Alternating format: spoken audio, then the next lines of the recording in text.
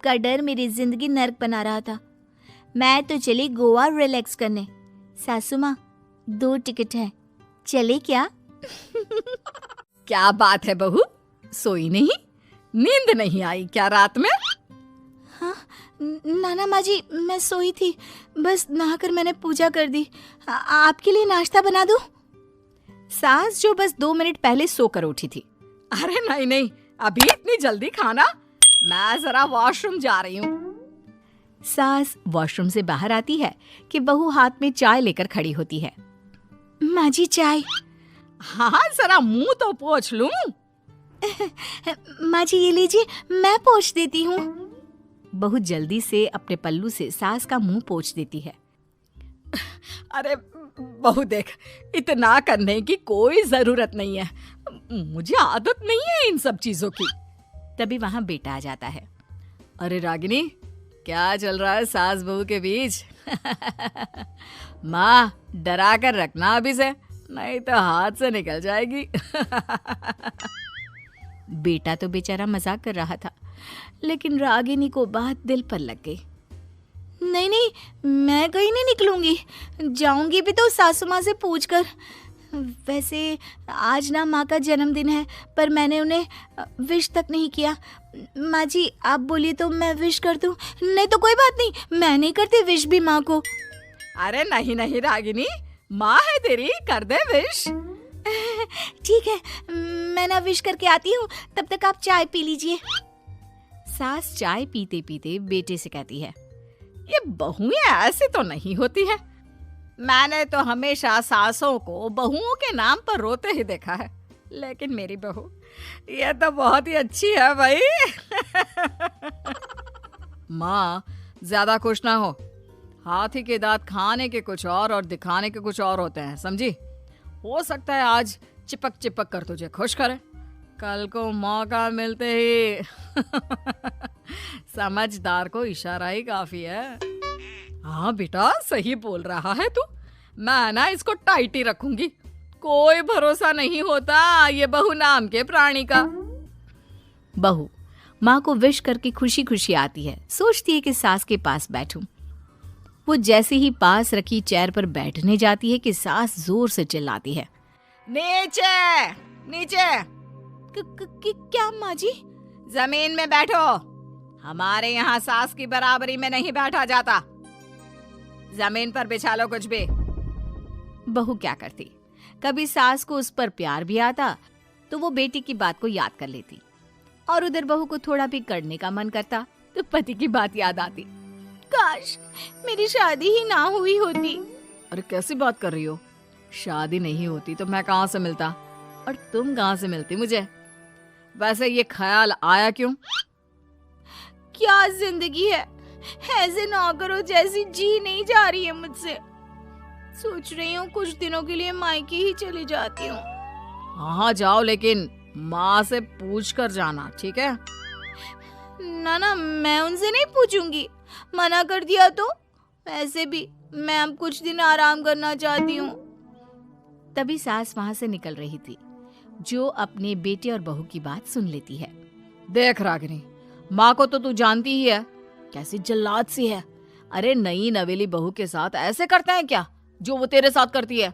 मैंने तो कितनी बार समझाने की कोशिश की कि मेरी बीवी को बख्श दो, लेकिन नहीं। माँ को हैरानी होती है कि आखिर ये उसी की औलाद है जो ऐसी राजनीति सास बहू के बीच खेल रहा है। सास वहां से चली जाती है। रागिनी नहीं मानती तो रागिनी का पति सीधा माँ के पास जाता है और उसे सारी बात बता देता है। देख माँ, ठीक है ना, वो जाना चाहती है तो जाने दे, लेकिन बोल देना कि 2 दिन में वापस आ जाए। अरे बेटा 2 दिन क्यों, जब से शादी हुई है घर में लगी रही है, बच्ची ही तो है, जाने दो जब तक मन है।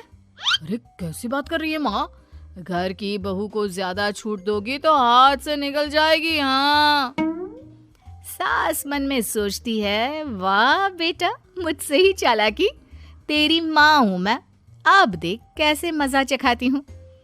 नहीं नहीं बेटा, इस बार मैं तेरी कोई बात नहीं सुनूंगी। वैसे भी तेरे बोलने पर अब तक बहू के साथ बहुत कुछ गलत कर दिया है मैंने। बहू भी सास और पति की बात सुन रही होती है। मेरे कहने पर? वाह माँ वाह, मैंने तो तेरे भले के लिए कहा था। और माँ वो नहीं रहेगी तो घर का काम तुझे करना पड़ेगा। सास है तू, भूल गई क्या?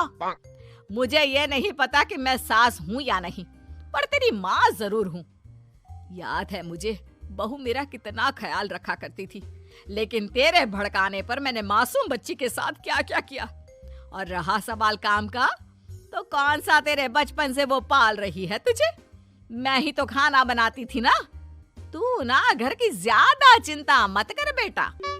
बहू सास के पास आती है और मायके जाने के लिए पूछती है। हाँ हाँ जा बहू, और जितनी मर्जी उतना रह ले। मन भर जाए तो अपने घर वापस आ जाना, ठीक है? पास खड़े पति को न जाने क्या सोचता है। हाँ हाँ माँ आ जाएगी। तू तो ऐसे बोल रही है जैसे वो कभी आएगी ही नहीं। वैसे तेरे तो अब मजे है। क्यों क्यों ऐसा क्या बहू मेरा चैन छीन रही थी? वैसे तुझे हो क्या गया है बेटा? तेरी बात तो मेरी समझ में ही नहीं आ रही।